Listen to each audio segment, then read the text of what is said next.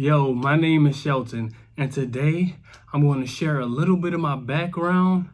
And I got a request to share some of the treatments that I've done with HSP and spasticity, so I'll be sharing that as well. Something that you can't see.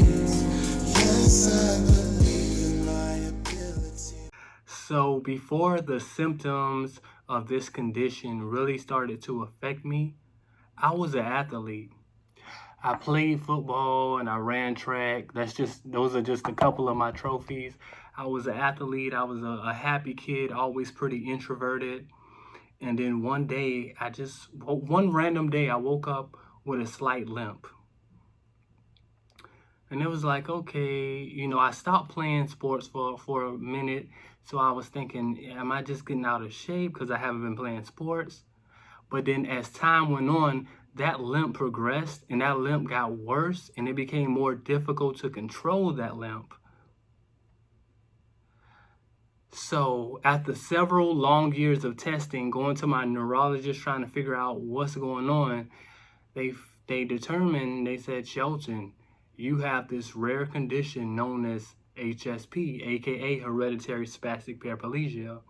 The short definition I would say is a rare neurological condition that's difficult to diagnose. It causes progressive lower limb muscle stiffness and spasticity, and ultimately just because it causes it to become difficult to walk. So I was this young guy hit with this crazy news, and I was pretty devastated because how do you fathom one of the most basic functions, walking, becoming something that felt so insurmountable at such a young age? How do you go on? How do you socialize when you're young and you're dealing with this rare condition that nobody really understands? And worst of all, the doctor said there's no known cure. I found myself wondering, hoping every day that I would be able to get out the bed and actually be able to just stand up on my feet and walk to the restroom. This was one of the most difficult things I've ever had to deal with in my life. I felt hopeless, I felt helpless, and I felt broken, literally and figuratively. I mean, it's almost as if I was just walking on a tightrope, but I wasn't. That's how off balance it became.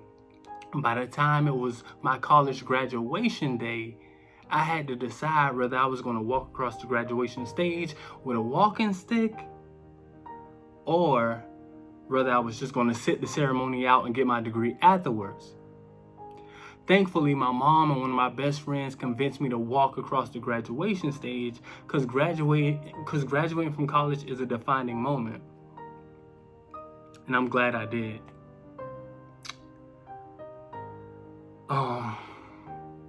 So as time went on, I got the courage to start doing some research. And I remember doing some research and I ran across this article that I can't find today to save my life. I can't find that article anymore. But it said that the cure for spasticity is exercise. It's repetition and exercise. That's what this article said. I'm just telling you what this article said. And reading that was like, wow, what if it's up to me? What if it's up to me to get out of the fetal position? What if it's up to me to get off the sideline and start taking action and really face my struggle head on and fight? So by this time, the doctor had already prescribed baclofen. I know, most people who have spasticity know what baclofen is. It's a muscle relaxer. But for me, I remember driving home from work at night. I used to be a custodian, and I would drive home. I worked at nights because I was going to college in the morning, and then I would drive home at night. And I remember like falling asleep at the wheel because baclofen makes you drowsy. It really does. And I stopped taking the baclofen for a while, and I don't take it today. And then the doctor prescribed me physical therapy. So I took physical therapy. I took it seriously. But physical therapy isn't cheap. And most people don't have money just to get physical therapy all year round. You know what I'm saying? So I stopped taking physical therapy, but I learned so many different exercises from taking physical therapy. And then after that, I took Botox. The doctor prescribed Botox. The thing with Botox, for me, in my experience, the doctor didn't really know where to inject the Botox. So each time it was a different place. And I don't know if I had a I don't know if my doctor really specialized in the condition HSP. But not to say, I mean, I feel like neurologists all kind of know, what works and stuff like that. So I don't know. They put injections in a different spot every time, and I can't really say that it had a really significant effect on me. I can't really say that it really helped me a whole lot from my experience. But I don't want to deter anybody from trying Botox or baclofen or physical therapy as much as you need, because it's a case by case. Botox might work for somebody else, but in my situation, I don't really feel like it had a significant effect on the way I walk. So I stopped getting the Botox injections. And I feel like I need to go back. I need to go back to this article, because the article that I told you that I found that said that exercising and repetition was the cure to retrain your muscles and retrain your brain. That was the cure for spasticity. That's what the article said. It sparked a fire in me. And that's why you see me doing videos, doing exercises, and doing different things to manage my lower limb spasticity, because I was able to combine what I found helpful in physical therapy and turn them into exercises, and I feel like it's helpful for me. I feel like that's the most effective thing that I've dealt with. I haven't had any surgeries. I know some surgeries work. Right now, I like turmeric tea for pain. Turmeric tea is good for pain. Baclofen and some of the other muscle relaxers kind of made me drowsy. They might have some better ones today that might not make you so drowsy, but it just made me too drowsy to function. And I'm a person, I work a full-time job. So yeah, I just want to say,